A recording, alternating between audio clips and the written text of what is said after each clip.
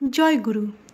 এই কৃত্রিম দুনিয়ায় যেখানে সমস্ত কিছু যান্ত্রিক, সেই যুগেও আজ শোনাবো আপনাদের একটি ছোট্ট গল্প, অকৃত্রিম ভালোবাসার গল্প, যেটি যান্ত্রিক নয়।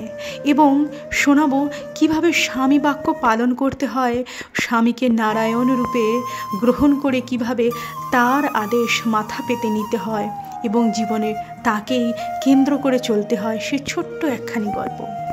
পরম পূজ্যপাদ শ্রী শ্রী আচার্যদেব এবং পরম পূজনীয়া বৌরানীমার বিবাহের পরের ঘটনা।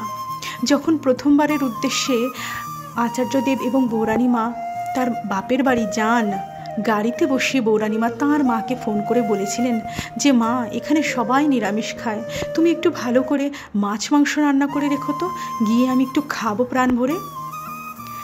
আচার্যদেব অপেক্ষায় ছিলেন কখন বৌরানীমা ফোনটি রাখবেন।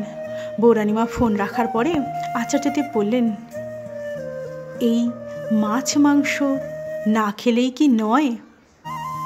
বৌরানীমা খানিক তাকিয়ে থেকে ঘাড় নেড়ে দিলেন, বললেন, ঠিক আছে।